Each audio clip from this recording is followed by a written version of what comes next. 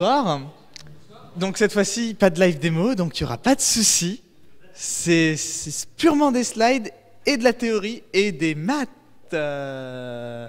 Non, je plaisante. Non, on va faire ça plus cleanement. Oh, on peut même faire de la thermodynamique si t'aimes bien. Bon, déjà pour avoir à peu près une idée du niveau dans... Qui a déjà fait de l'OpenGL ici? Ok, un peu. Qui a déjà fait du XNA? Ok, DirectX. Qui a jamais touché à un framework graphique de sa vie? Que ce soit du DirectX, du OpenGL ou du XNA? Ok. Alors aujourd'hui, on va parler d'OpenGL, mais c'est presque mensonger comme titre de conférence. En fait, aujourd'hui, quand on parle d'OpenGL, vous avez quoi? Vous avez OpenGL pour initialiser votre contexte, initialiser ce qui va bien. Et quand on est moderne, la première chose qu'on va faire, c'est qu'on va très peu se servir d'OpenGL, en fait. On va créer un shader, immédiatement, et on va faire du rendering derrière. On va faire pareil pour DirectX, pas tout à fait pareil pour XNA, parce que XNA vous facilite quand même la vie. Mais grosso modo, ça se passe comment avec OpenGL? Vous avez un GL contexte.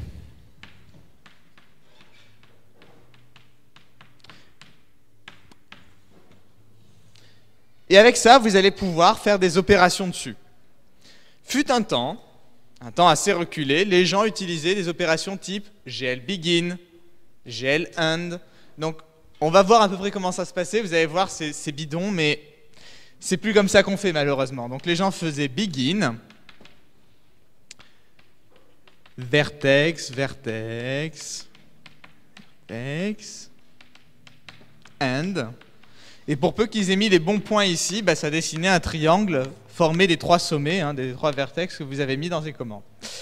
C'est bien, c'est facile, et le problème, c'est que c'est très lent. Et aujourd'hui, on ne peut plus se permettre de faire ça. Ouais. Alors, c'est toujours dans les standards de compatibilité.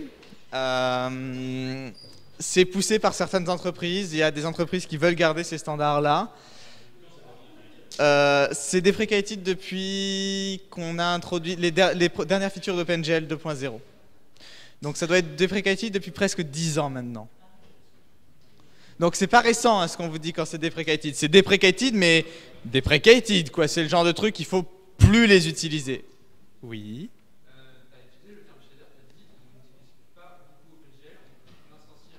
On va voir après ce que c'est. Donc c'est rigolo, c'est sympathique, ça vous permettait d'avoir un rendu graphique immédiat, mais le souci, c'est qu'aujourd'hui on ne fait plus comme ça. Est-ce que quelqu'un a déjà entendu parler des VBO, Vertex Buffer Object, ou des Vertex Stream, si vous avez utilisé DirectX? Qui a utilisé DirectX ici? D'accord. Donc ok. VBO du coup, VBO. VBO, c'est quoi? Un VBO, c'est en fait des buffers mémoire où vous allez dire, ok, je ne vais pas te dire à chaque fois où est mon vertex, vertex, vertex. Je vais mettre tout dans un gros tableau. Je vais faire un gros tableau et je vais mettre tout. Voilà, le vertex 1, le vertex 2, le vertex 3, le vertex 4, le vertex 5, le vertex 6, le vertex 7. Vous avez un peu de magie noire pour binder votre VBO, enfin pour binder tous ces objets vers votre VBO. Et après, vous dites, dessine-moi tout ça. Ne vous inquiétez pas, après on va voir qu'est-ce qu'on doit mettre dans le VBO, qu'est-ce que c'est qu'une normale, qu'est-ce que c'est qu'un vertex en détail, comment est-ce qu'on fait des beaux effets, comment est-ce qu'on fait du OpenGL moderne. Là, juste pour la technique, vous avez un VBO, vous mettez des éléments dedans, et vous dites à OpenGL, dessine-le. En soi, c'est pas plus compliqué qu'autre chose. Les seules choses qui vont être un peu plus embêtantes, c'est toute la magie noire qu'il y a pour créer le VBO et le binder. Notamment, vous allez vite vous découvrir que quand vous sortez un peu des sentiers battus du vieux OpenGL, le nouvel OpenGL a la tendance à avoir des fonctionnalités qui ne fonctionnent pas tout à fait de la même façon d'un constructeur à l'autre. Notamment les fonctionnalités qui ne sont pas spécifiées par la documentation.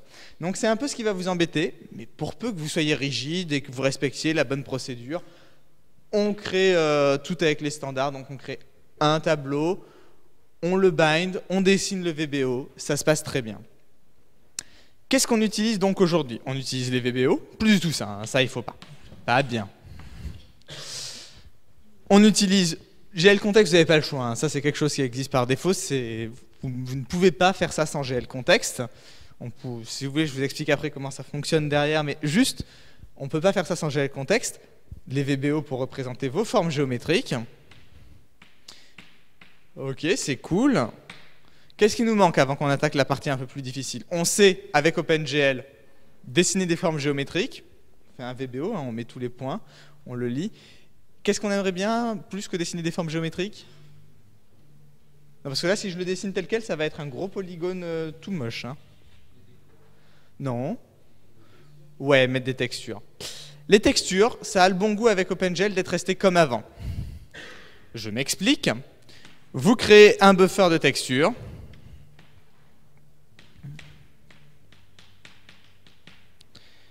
Vous dites, OK, ce buffer correspond à la texture numéro 1. Cool. Sous OpenGL, pour ceux qui n'en ont pas fait, à chaque fois que vous voulez dire ça correspond à la texture numéro 1, machin, vous devez créer un identifieur. Donc vous dites à OpenGL, crée-moi donc un identifieur. Un identifieur, c'est un peu un espace disponible, vierge. Crée donc un identifieur de texture. Crée un identifieur de texture. OK, je t'ai créé un identifieur de texture qui pointe vers un espace vierge. OK, dans cet espace vierge, tu mets ma texture. Super, donc ça reste comme avant. Et juste avant de dessiner votre VBO, donc vous allez avoir draw le VBO. Ben vous allez dire bind la texture numéro mon ID, donc bind l'ID, dessine le VBO. En soi, si on reprend, parce que là vous allez être un peu perdu parce qu'on est allé vite, mais si on reprend, je crée un texture ID pour stocker ma texture. Je le remplis en copiant brutalement mes données bitmap de ma texture. Je le bind. Je crée un VBO. Ici, je mets tous les points. Donc les points, c'est par exemple la base du triangle ici, puis ce point-là, puis ce point-là. Tout simple. Je le dessine, et je dessine du coup un triangle texturé. C'est cool, mais aujourd'hui, plus personne fait ça. Aujourd'hui, les gens, ils ajoutent un petit truc ici, qui est le shader. Et c'est principalement ce qu'on va voir aujourd'hui. C'est toutes les slides, ça va vous montrer comment est-ce qu'on dessine des illuminations, etc. Oui.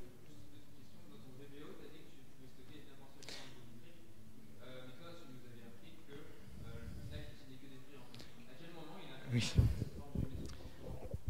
Un VBO, en fait, va contenir, quand vous allez le dessiner, vous allez lui donner un int de dessin, un indice de dessin. Soit ça va être triangles. Triangle, ça veut dire quoi? C'est qu'il va prendre le premier point, le deuxième point, le troisième point, et il va dire c'est un triangle. Ensuite, il va prendre le quatrième, le cinquième, le sixième, et il va dire c'est un autre triangle. Donc ça, c'est triangles. Quand vous dessinez, vous devez spécifier le int, c'est-à-dire vous devez lui dire qu'est-ce qu'il y a dans votre VBO. Vous avez d'autres méthodes, c'est triangle fan. Triangle fan, c'est quoi? C'est vous spécifiez votre premier point, qui va être le point de référence dans l'espace, et ensuite il va faire ça. Le numéro 2, le numéro 3, le numéro 4, le numéro 5, et il va les relier comme ça. Vous avez quads, et ainsi de suite. En vrai, ça c'est un artifice. Hein. Notre carte graphique derrière, elle convertit tout sous forme de triangles. Mais vous pouvez utiliser ce genre de truc-là, c'est assez pratique. Bien, donc du coup, l'idée maintenant, c'est qu'entre la texture et votre dessin de VBO, vous avez un nouveau truc qui s'appelle les shaders. Est-ce que quelqu'un a déjà entendu parler des shaders? Ouais, moitié de la salle. Un shader, c'est quoi? Un shader, ça peut être vu comme un mini-programme que vous allez envoyer à la carte graphique qui va lui indiquer qu'est-ce qui va se passer sur le triangle. Regardons un peu plus en détail.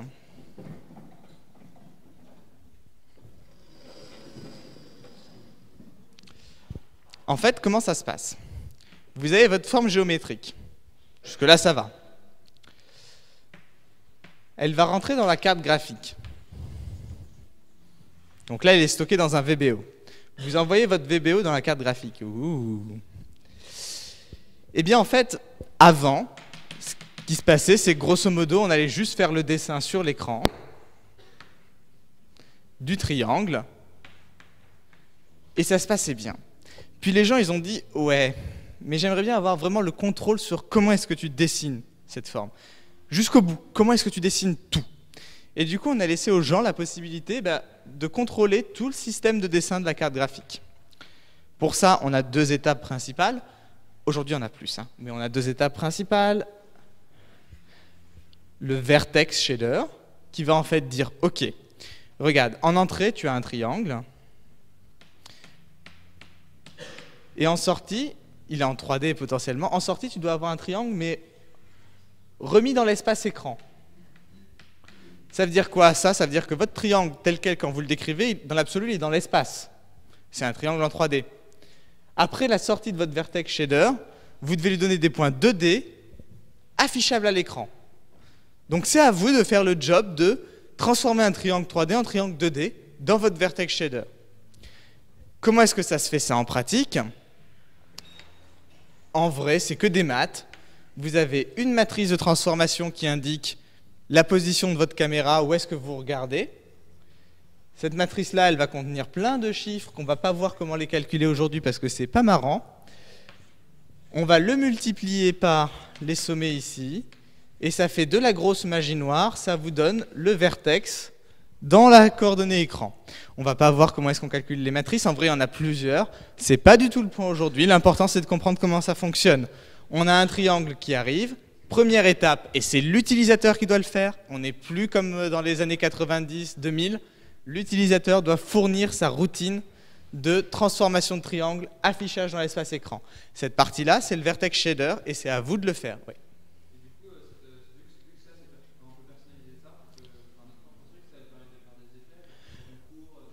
Alors, non, pas quand on court. Par contre, un effet qui est très connu sur les vertex shaders, c'est le suivant. C'est ce qu'on appelle les height fields. En fait, et ça, c'est un effet qui est par exemple utilisé dans World of Warcraft. Pour pas avoir à dessiner trop de triangles, donc vous avez, je dessine très mal les height fields.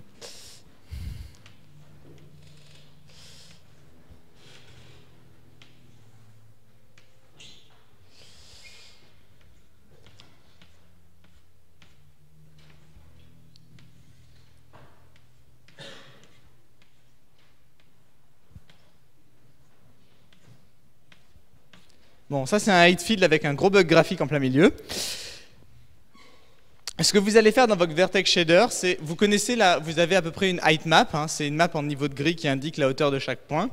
Ce qu'on va faire dans la partie vertex shader, c'est que juste avant de les transformer en coordonnées écran, on va dire, OK, je prends ce point et je regarde quelle est sa hauteur sur la map, enfin sur la carte qui nous indique la hauteur de chaque point. Et puis je vais le déplacer. Et comme ça, je vais déplacer mes points de sorte à avoir un relief. Alors vous allez me dire, ouais, mais c'est quoi l'intérêt de calculer le relief là, où on va vraiment se faire chier parce que c'est dans un shader, donc il va falloir faire de la programmation de shader 1, plutôt que de l'avoir mis dans le pauvre FBO, à avoir calculé déjà la hauteur de chaque point, comme tu nous l'avais dit tout à l'heure. Enfin, autant avoir la heightmap déjà préchargée. En fait, c'est un intérêt qui n'est pas négligeable. C'est que la heightmap, vous allez la stocker sous forme d'une texture. Donc c'est pas trop gênant, vous pouvez avoir une texture de 4096 par 4096 points, donc 4096 par 4096 points de repère. Par contre, 4096 par 4096 triangles à afficher, fut un temps, c'était dur. Hein. Donc ce qu'on faisait, c'est qu'on prenait la height field qui en fait ne représentait qu'une petite partie de la texture. On ne changeait jamais le VBO, c'est toujours le même. Et en fait, on faisait uniquement déplacer la partie visible de l'écran, donc ce height field visible à l'écran, sur la heightmap qui, elle, était gigantesque. C'est la technique que va utiliser World of Warcraft, c'est des techniques que vont utiliser les jeux jusqu'à assez tard. Hein. On a changé cette technique-là de rendu pour les jeux vidéo que très tard. Maintenant, on utilise des choses beaucoup plus compliquées à coup de Geometric Shader, mais dans l'idée, on faisait ça, et ça nous servait à simuler des effets de hauteur. La question que tu as posée, c'est est-ce qu'on peut l'utiliser pour faire des effets de flou? Les effets de flou, non. Les effets de flou, ou tout ce qui est motion blurring, c'est-à-dire quand vous vous déplacez dans les jeux vidéo et que vous tournez la tête et que vous voyez tout du flou qui se passe, on va voir plus tard comment est-ce que ça fonctionne. Ça ne fonctionne pas tout à fait comme ça, c'est dans un second stage qui est le fragment shader. Que fait le fragment shader? Alors le fragment shader, en vrai, il y a une petite étape dans la carte graphique où elle vous fait la vie. C'est que la carte graphique va faire non, ok, c'est bon, maintenant tu m'as dit où est-ce que je devais le dessiner dans l'écran. Je vais le dessiner, ton triangle. Elle commence, elle dessine un pixel du triangle et elle fait « Ok, j'ai dessiné un pixel. Par contre, j'ai aucune idée de quelle couleur je dois lui mettre. » Fragment shader. Et elle va appeler votre fragment de shader pour tous les pixels du triangle qu'elle va dessiner. Avec une garantie en moins, c'est que si elle a décidé d'optimiser et de dire ouais mais ces pixels-là ils sont en dehors de l'écran, elle a le droit de ne pas vous appeler. Mais elle peut vous appeler aussi, hein, vous n'avez aucune garantie. Et c'est à vous de dire ah ce triangle, moi je veux de la texture dessus. Où est-ce que je suis dans ce triangle? Je suis ici. Ah, donc je vais aller devoir moi-même, dans mon fragment de shader, chercher la bonne texture, chercher le pixel qui correspond à la texture et le mettre à cet endroit-là. De plus, si jamais vous voulez afficher des effets de lumière, on va le voir tout à l'heure, vous allez devoir calculer vous-même tous les effets de lumière. Avant, on pouvait le faire très facilement avec des commandes. Maintenant, vous allez devoir le faire vous-même dans votre fragment de shader pour chaque pixel. Maintenant, la question qui était intéressante, c'est et comment on fait le flou? Une question très intéressante. En vrai, dans un rendu moderne, vous dessinez jamais directement sur l'écran.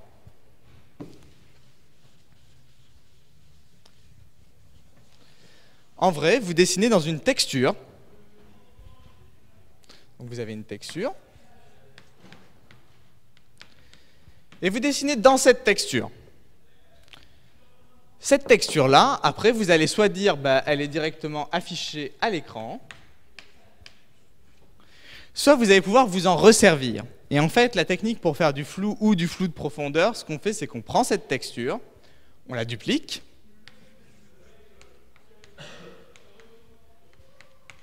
on la floute. B, c'est pour blurred. Et on va la réutiliser là sur les polygones qu'on veut voir floutés.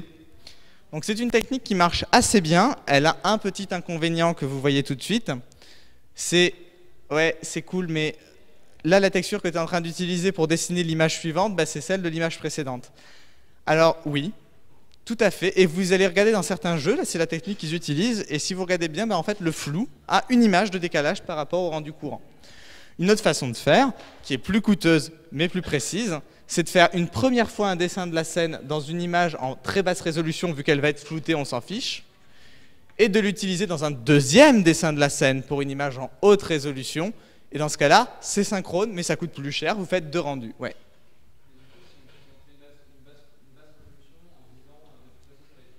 Ouais.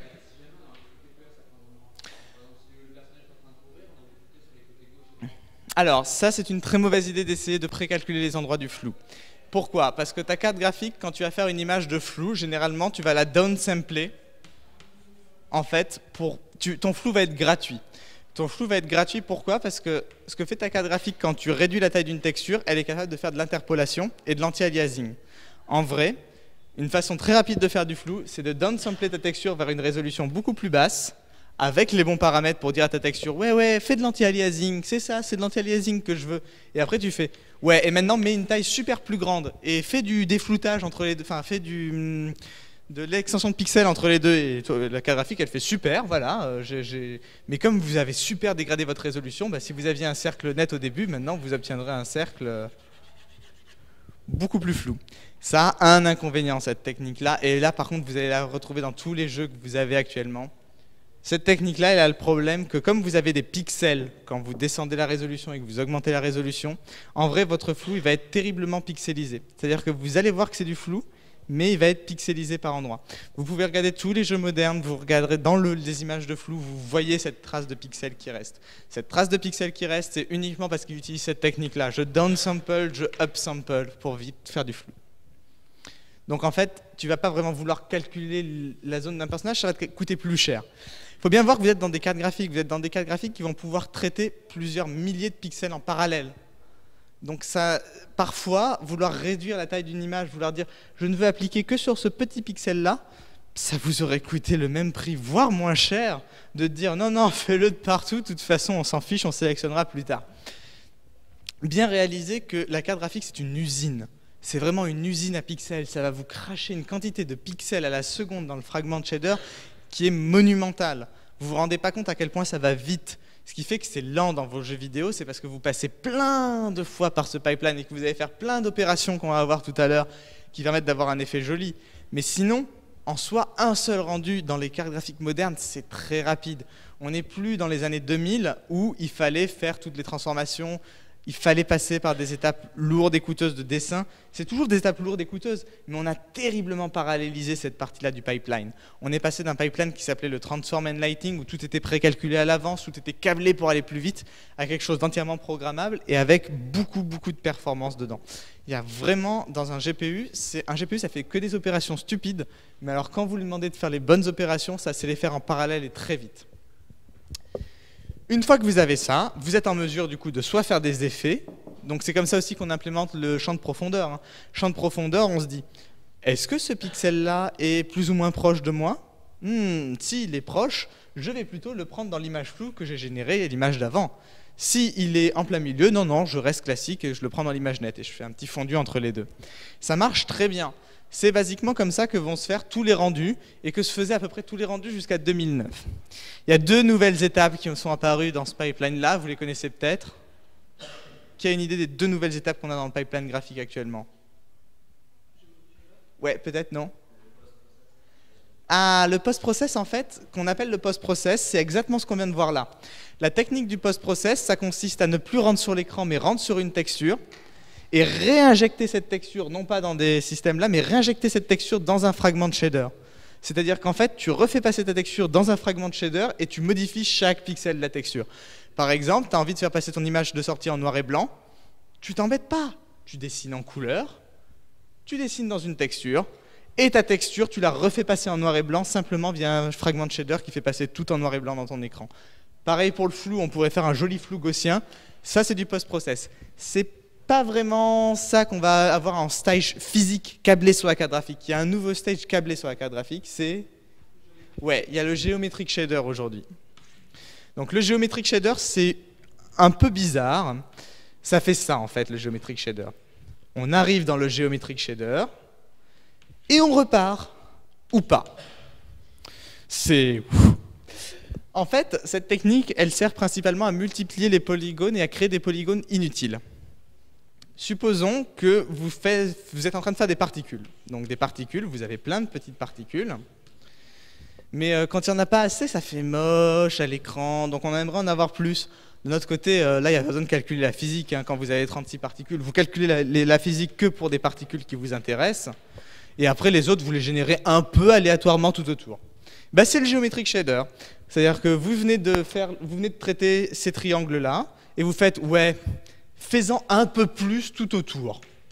Et le Geometric Shader, il en fait un peu plus n'importe comment tout autour. Ok, ceux-là, ils ne respectent pas la physique, ils sont statiques tout autour, c'est juste pour augmenter le nombre de polygones, augmenter les détails.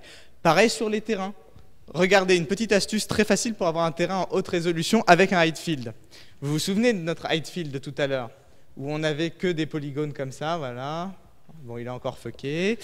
Il faudra un jour que j'apprenne à les dessiner. En fait, on va régénérer dans le fragment de shader plein de sous-petits polygones. Plein.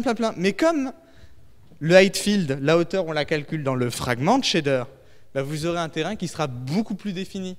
C'est le fragment de shader qui va appliquer la hauteur à plein de petits polygones qu'on aura régénérés.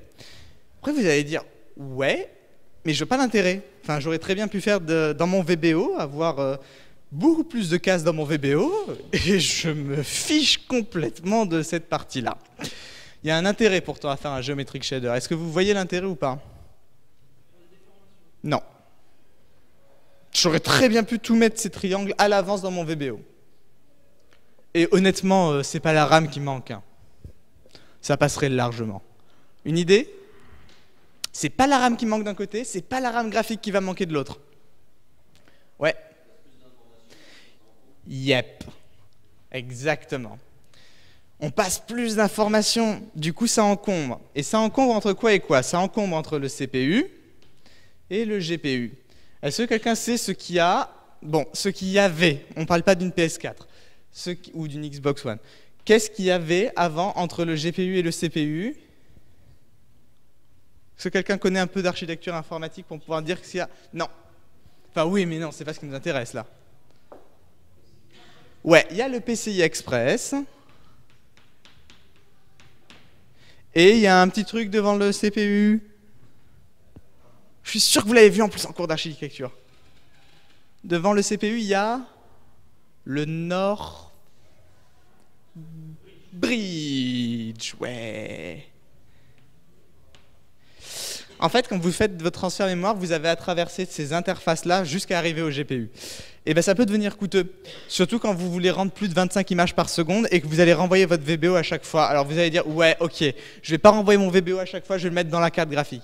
Vous le mettez dans la carte graphique, là par contre, c'est la mémoire de votre carte graphique qui va commencer à souffrir. On n'a toujours pas des cartes graphiques avec 16 Go de RAM. On en a, mais vous n'avez pas les moyens de vous les acheter, pour être précis.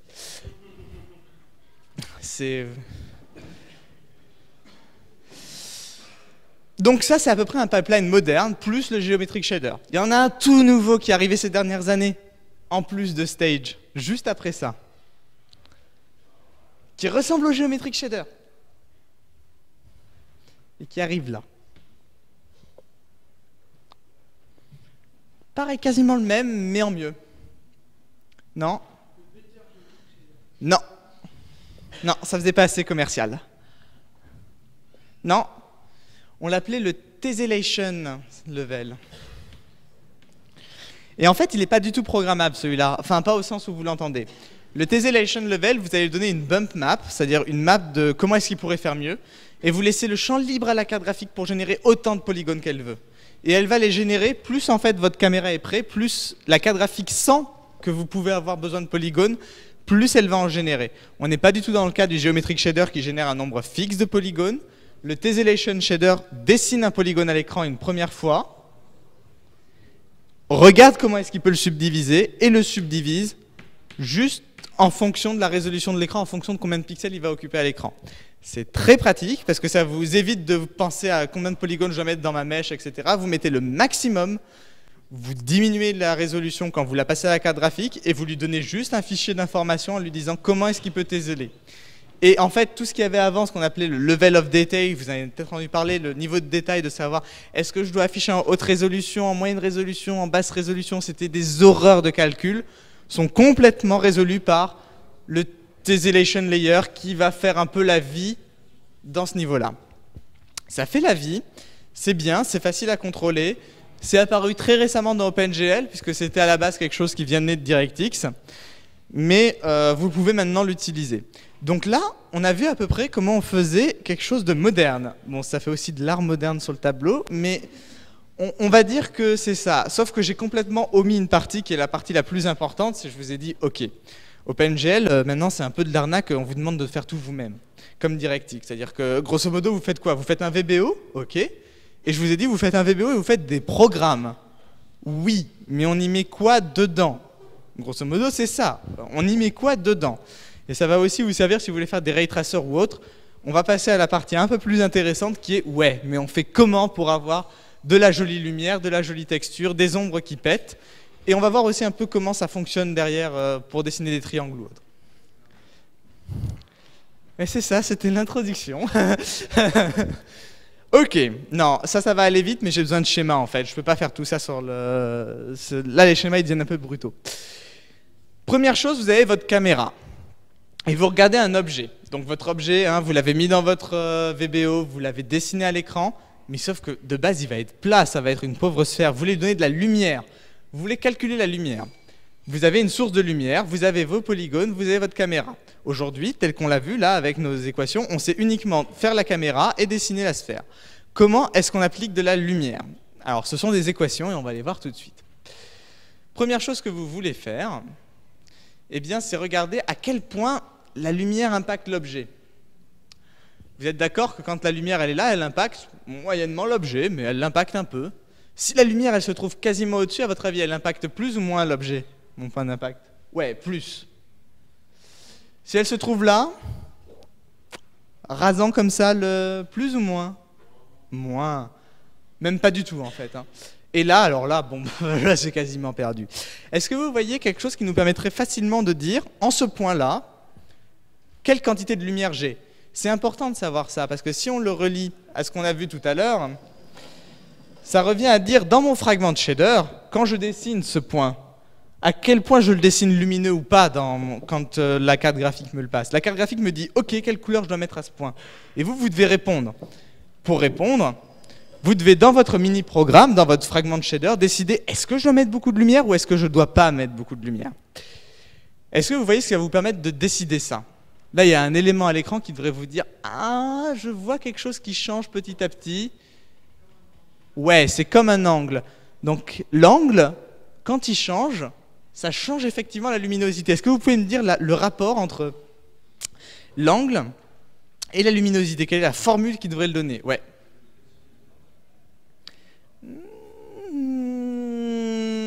Ouais, le produit scalaire. Mais il a raison parce que le produit scalaire est lié au cosinus. Mais oui, le produit scalaire, c'est-à-dire qu'en multipliant ce vecteur-là par ce vecteur-là, j'obtiens la quantité de lumière. Hein, on rappelle, deux vecteurs qui sont perpendiculaires, le produit scalaire est... Ouais. Deux vecteurs qui sont quasiment collinéaires, comme ça, le produit scalaire vaut 1. Et quand on passe comme ça, quand ils sont opposés, le produit scalaire est négatif. Super. Donc en fait, on est en programmation graphique, la lumière négative n'existe pas, donc quand la lumière est négative, c'est 0. Il n'y a pas de lumière. Il n'y a pas de lumière ici, il n'y a pas de lumière ici, il n'y a pas de lumière ici, il n'y a pas de lumière ici. Maintenant, ouais, c'est super, mais je vous ai toujours pas dit ce que c'était ce vecteur-là. C'est quoi ce vecteur-là? La normale. Donc en fait, pour juste calculer la lumière qui arrive sur une surface, ça revient à dire, ouais, il n'y a pas de problème, c'est juste le produit scalaire entre le vecteur qui part de mon point d'impact là à ma lumière et la perpendiculaire à ce point d'impact. C'est super, on est content parce que maintenant qu'est-ce qu'on fait? Ben, on se dit, ok, ce point-là je connais sa normale, puisqu'on me l'a passé dans le VBO, je connais sa normale, je sais où est la lumière, je calcule mon petit produit scalaire et je suis content, on peut continuer. C'est cool, ça marche bien. On regarde en détail les opérations. Je prends ces deux vecteurs. Je normalise, parce que si vous ne normalisez pas, vous allez avoir des valeurs complètement bizarres. Vous voulez normaliser par rapport à un cercle. Ok, c'est cool. Donc c'est normalisé. Hein. Je calcule le dot product. Ouais. Je calcule le dot product. Et j'ai ce que je voulais, donc je vais accélérer. Donc de base, comme ça, vous éclairez dans toute votre surface. Hop. Vous avez peut-être entendu déjà parler aussi de Phong lighting. Ouais, qui a entendu parler de Phong lighting? Parce que vous avez fait Ray Tracer. Et est-ce que vous savez pourquoi est-ce qu'on a ces formules bizarres? Oui. Alors, pourquoi est-ce qu'on a ces formules bizarres? Qui est-ce qui a dit oui? Ouais. Ouais, mais tu simules quoi en fait? Oui, c'est ça, c'est parce que c'est trop complexe de faire les vraies formules, mais tu simules quoi en vrai? Non. La lumière ambiante, c'est ce qu'on avait ici, c'est-à-dire c'est le fait que tu rajoutes une petite constante pour booster ton truc parce que tu supposes qu'il y a de la lumière qui vient d'ailleurs. Pas comme X-File, hein, elle vient d'ailleurs d'autres surfaces. Pas de... On simule? Non, on n'est pas loin. On simule une forme particulière de réflexion, pas de réfraction. Ouais, exactement lesquels, non? Allez, on va voir ce que c'est. En vrai, l'idée qu'il y a derrière Phong, c'est la suivante. Vous avez votre lumière qui arrive dans une surface. En vrai, elle ne va pas toucher la surface et repartir de façon diffuse. Pourquoi est-ce qu'on parle de lumière diffuse dans vos équations? La lumière diffuse, c'est quand vous arrivez ici, ça diffuse dans toutes les directions. D'où son nom, lumière diffuse. Et c'est pour ça qu'on peut faire le produit scalaire. Pourquoi? Elle arrive à un point, vous irradiez toute la surface, vous calculez juste le produit scalaire entre votre point d'impact et le point qui arrive à votre œil. Le souci, c'est qu'en fait, la lumière, elle va rentrer dans le matériau. Elle va rentrer et elle va se propager comme ça, mais juste selon un petit cône, en fait. Elle va rentrer, elle va progressivement pénétrer le matériau, ressortir en fonction de la réflexion du matériau. Ce n'est pas une surface fixe. Le matériau, il y a différentes couches, différentes strates. Et vous en ressortez comme ça, selon un petit cône. Vous avez donc la réflexion, mais en même temps, votre réflexion, bah vous réfléchissez, comme ça on peut approximer, hein, puisqu'on ne calcule pas, on ne fait pas du subsurface scattering, ça c'est une autre technique qui permet de simuler encore mieux ça. Mais avec Phong, ce que vous faites, c'est que vous arrivez dessus et vous simulez le fait que c'est pas tout à fait diffus, la lumière. Elle fait pas juste un cône diffus et des rayons qui vont par là. Non, non. Parce que justement, elle va rentrer dans la surface et elle va diffuser d'autres rayons, vous allez avoir une majorité de rayons qui vont se réfléchir comme ça selon ce petit cône et qui vont se réfléchir directement, qui vont même pas absorber la couleur. Vous voyez qu'ici, les rayons diffus vont absorber la couleur du matériau et se rediffuser, alors que certains rayons vont même pas percer la première strate et vont directement réfléchir. C'est pour ça que vous avez la couleur spéculaire, normalement, que vous devez prendre en compte dans vos équations. Parce qu'en fait, ça dépend de à quel point le rayon lumineux a eu, entre guillemets, le temps de s'imprégner de la couleur du matériau. Attention, vraiment entre guillemets. Hein. Et donc derrière, oui, derrière, c'est ce qui fait que vous avez cette nouvelle formule dans Phong. Si vous vous souvenez de Phong, vous avez un exposant qui arrive quelque part. L'exposant, en fait, détermine juste à quel point les rayons sont denses, à quel point vous simulez, à quel point pour ce matériau-là, les rayons sont concentrés ou pas. Sur du métal, vous n'allez pas percer beaucoup de couches, vous n'allez pas descendre comme ça en dessous, donc vous allez avoir quelque chose avec des fonds très importants, c'est une lumière très dure qui sort. Pourquoi? Parce que vous ne descendez pas comme ça en dessous, vous n'avez pas le temps de pénétrer la matière. Alors que, pas de blague perverse. Alors que dans le cas où vous allez avoir du bois, des choses comme ça, vous allez avoir des fonds avec des exposants beaucoup moins élevés. Pourquoi? Parce que tous les rayons vont s'agréger petit à petit, vous allez avoir un cône de sortie beaucoup plus important. Encore une fois, tu avais parfaitement raison. C'est une simulation, c'est une approximation, ça ne traduit pas du tout la réalité. Ça essaie juste de s'en approcher. Oui, et donc là, il faut que je fasse vite, parce qu'il y a encore 2 chapitres. Donc, comment est-ce qu'on calcule des ombres? On va complètement passer dessus parce qu'on n'a pas le temps. Ça se voit bien, hein, il y a de la lumière de sphère et une ombre. Une vraie question, c'est de se dire, ouais, mais comment est-ce qu'on fait des ombres plus floues? Ah ah, parce que vous avez vu que dans vos jeux vidéo, si vous regardez bien, quand vous étiez petit, ben, les ombres, elles étaient comme ça. Et puis, il est venu un jour où les ombres, elles sont devenues comme ça. Je ne sais pas si vous avez remarqué, hein. Généralement, c'est le passage de la PS2 à la PS3 qui a fait que les ombres, elles sont passées de ça à ça. C'est mieux. Est-ce que vous savez comment est-ce qu'on fait des ombres comme ça? Parce que c'est plus joli quand même. Hein. Votre ombre, en vrai, elle n'est jamais découpée au couteau. Elle est douce. Est-ce que vous savez pourquoi? Déjà? Ouais.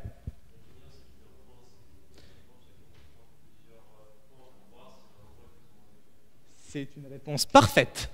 Donc, j'ai même pas le temps de... Ben voilà, on va le voir. La lumière, en fait, donc ça, c'est quand vous considérez que la lumière est un seul point. Vous calculez le point d'impact. On est content. Mais en fait, la lumière, ça n'est pas un point, c'est plusieurs points à la surface de votre lumière. Et en fait, ce qu'on va faire pour calculer ce shader, c'est que simplement quand on vous demande, quand votre carte graphique vous dit « Ok, j'ai dessiné ce point-là, tu le veux dans l'ombre ou pas ?» Vous lui faites « Non, non, je ne vais pas te répondre tout de suite comme ça. Ce que je vais faire, c'est que je vais regarder, est-ce que je suis dans l'ombre par rapport à ce point-là? Est-ce que je suis dans l'ombre par rapport à ce point-là, ce point-là, ce point-là ?» À chaque fois, vous regardez par rapport au point à l'extérieur de la source lumineuse et vous prenez une décision. Vous décidez de si « Ok, j'ai vu aucun des points, je suis dans l'ombre la plus totale. J'ai vu quelques points, ah, je commence à sortir de l'ombre. » Donc c'est bien, comme ça, je n'ai même pas besoin de faire les détails des explications, donc voilà. Mais, vous avez un autre point, donc, bon, tant pis, dommage. Voilà, vous avez un point qui est visible ici. Là, donc là, on fait, ok, pour ce point-là, dans ce cas-là, je ne le vois pas, mais si je cherchais à viser cette partie-là de la lumière, je vais le voir. Vous calculez une moyenne, vous savez donc si vous êtes plus ou moins dans cette espèce de zone floue. Donc c'est pratique. Dernière étape, aujourd'hui, et ça c'est très très récent, on commence dans vos cartes graphiques à vouloir simuler de la lumière, de la global illumination. La global illumination, c'est le fait que ouais, votre lumière blanche elle tape sur ce mur-là qui est rouge, mais ce mur-là qui est rouge va aussi diffuser un peu de sa lumière rouge aux autres objets ambiants. Vous imaginez tout de suite que si pour chaque pauvre pixel ici, je dois non plus regarder quelles sont les sources de lumière visibles, mais je dois regarder aussi pour chacun des autres pixels qui composent non pas l'image, mais toute la scène, s'il ne va pas me diffuser de la lumière, vous arrivez à des trucs qui ont des temps de calcul monstrueux. Donc quand vous êtes dans un jeu vidéo, non. Ok, vous voulez avoir un jeu vidéo qui est beau, mais si vous avez une frame par minute, vous ne pouvez pas jouer. Aujourd'hui, on arrive à simuler ça avec une technique, on a plusieurs techniques, mais elles reposent toutes à peu près sur le même concept.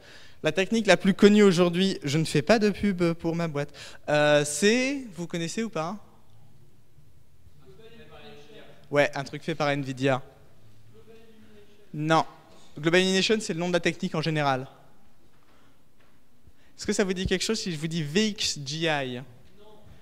Vertex Global Illumination, qui a été présenté avec la nouvelle carte NVIDIA, d'ailleurs, en septembre. Comment est-ce que ça fonctionne? Je ne fais absolument pas de pub. C'était le truc sur la Lune. Par contre, je crois que tu as perdu le net. Ah voilà, c'est bon. Donc en vrai, ce qu'on fait, c'est qu'on dit, ok, cette source lumineuse va en fait produire d'autres sous-sources lumineuses qui vont elles-mêmes régénérer des sous-sources lumineuses, etc. C'est top, mais ça en génère plein, et la vraie question, c'est de savoir, mais lesquelles on sélectionne. Alors, technique brutale, vous créez des sous-sources lumineuses et vous les créez à chaque fois que vous avez un impact de rayon. C'est cool, votre jeu vidéo il tournera à 1 frame par minute, mais c'est cool, ça fonctionne. Une vraie façon de faire, c'est d'utiliser donc des algorithmes qui vont vous permettre d'aller plus vite dans savoir quelles sont les sources lumineuses que je considère ou pas. VXGI en fait fait exactement ça, sauf que ce qu'il va faire, c'est que pour générer des nouvelles sources lumineuses, il va se baser sur un octree. Il va regarder quels sont les voxels, entre guillemets, qui sont impactés par cette source lumineuse et considérer ces voxels de nouveau comme de nouvelles sources lumineuses, mais avec du coup toutes les optimisations qu'on peut avoir derrière. Ça fonctionne très bien, parce qu'on a des cartes graphiques quand même plutôt puissantes, mais ça fonctionne très bien et ça vous permet d'avoir un simuli de Global Illumination en temps réel. Dernière partie, c'est absolument pas related aux cartes graphiques, ou c'est plus vers du ray tracer, celle-là. C'est comment est-ce qu'on dessine un triangle, parce que c'est beau, depuis le début de cette présentation, je vous ai expliqué comment ça fonctionnait la carte graphique, qu'est-ce qu'on avait dans le pipeline, quelles étaient les étapes, comment est-ce qu'il fallait faire. Et je vous ai dit que tout était à base de triangle, et je vous ai toujours pas expliqué comment est-ce qu'on faisait un triangle. Est-ce que quelqu'un a une idée d'un algo pour dessiner un triangle? Ouais! Et en fait, on a les petits Chinois dans la carte graphique qui prennent une règle avec un crayon et qui dessinent, et puis à la fin, ils scannent et hop, ils envoient.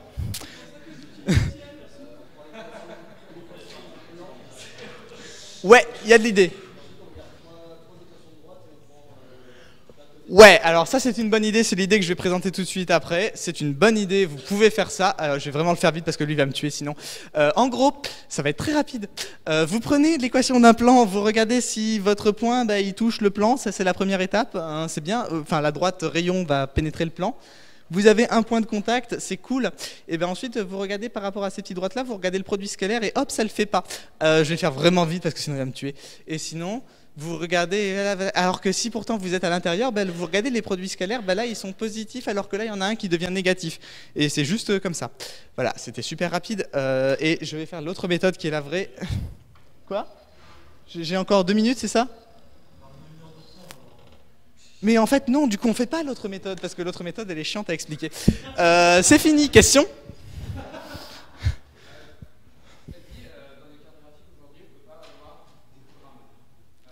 J'ai dit quoi? Non, non, j'ai dit qu'on ne pouvait pas avoir beaucoup de RAM. Vous avez beaucoup de RAM, déjà. Non, parce que t'es pauvre. On a 4 Go de RAM aujourd'hui.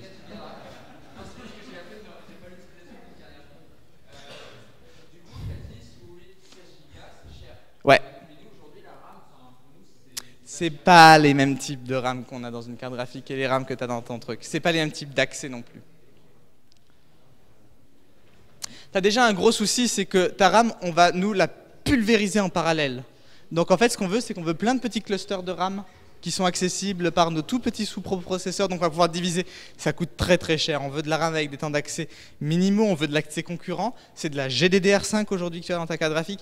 Tu as peut-être de la DDR3 sur ton... Alors, oui, ok, maintenant on met de la GDDR5 dans votre PS3 pour aussi le processeur. C'est cool, mais c'est pas des mêmes technos de RAM. C'est de la GDDR5 que vous avez dans un cas, vous avez sans doute de la DDR3 dans votre cas de votre processeur. C'est pas les mêmes technos, c'est pas les mêmes coûts. Non. Je vais pas expliquer ça. Oui.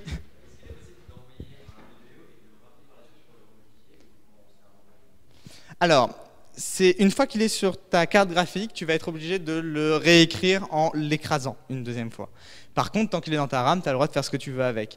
Il existe des VBO qu'on appelle dynamiques. Quand tu vas créer ton VBO, tu vas dire soit il est statique, c'est-à-dire il est fait une fois pour toutes, soit il va être dynamique ou hybride. Bon, grosso modo, tu peux dire, en fait, ok, à chaque fois que je modifie ce VBO, il est sync avec ma carte graphique.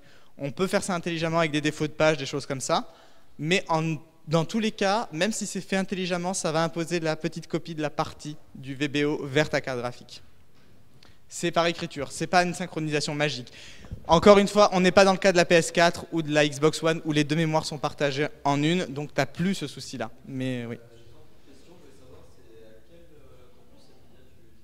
Je peux pas. C'est d'autres questions, on en parle après.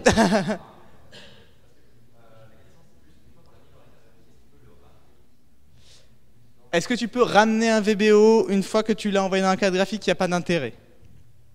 Parce que le VBO, tu es sûr qu'il n'y a pas, à moins que tu veuilles débugger un bug graphique dans les cartes Nvidia, que tu n'as pas foi dans ce qu'on fait, mais techniquement, vu ce que je t'ai dit, on a pris le VBO, on l'a mis en entrée de ta carte graphique.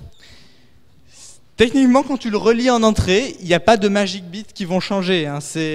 Alors après, est-ce que ta question, ce serait pas plus, est-ce que tu peux le récupérer, mais à la sortie du Vertex Shader?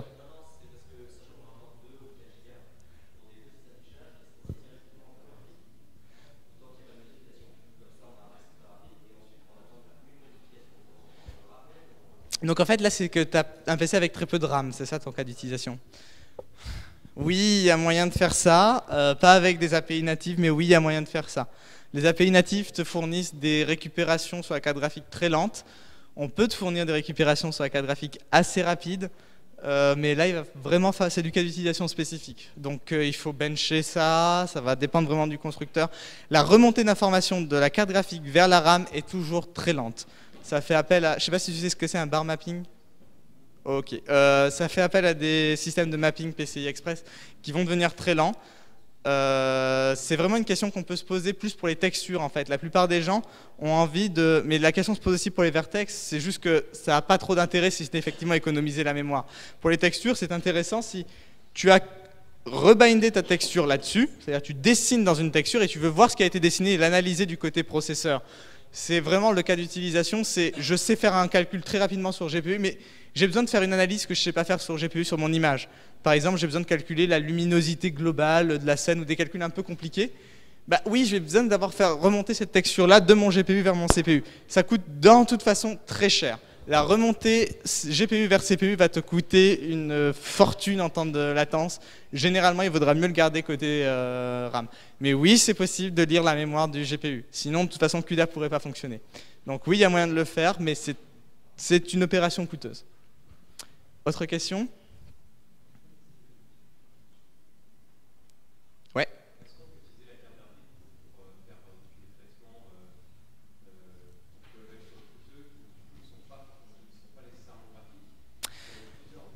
Un client.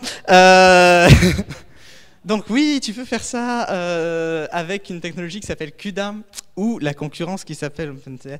Et donc CUDA, c'est top parce que justement, tu peux envoyer des calculs à la carte graphique en les écrivant sous forme de programme C, juste en ayant quelques contraintes sur ton programme C. Il va être converti par CUDA en un shader, même si toi tu ne le vois pas. Ça va faire des calculs derrière et tu vas récupérer tes pointeurs, tes objets, comme si c'était une calcul de fonction C. À savoir qu'il faut quand même bien doser quand est-ce qu'on l'utilise. Parce que quand tu fais ça, oui, je vais plus vite. Quand tu fais ça, en fait, le souci que tu vas avoir, c'est que tu es en train de paralléliser massivement ta fonction. Donc si tu veux juste faire un seul appel de fonction, tu es en train de start-up toute une usine à gaz pour une pauvre petite fonction. Généralement, ce qu'on veut, c'est que tu appelles ta fonction des milliers de fois avec différents paramètres, histoire de bien saturer l'usine à gaz quand tu le fais remonter à la sortie, quoi. Mais oui, c'est possible. Donc c'est du GPU, GPGPU. Et il n'y a plus de questions formidables.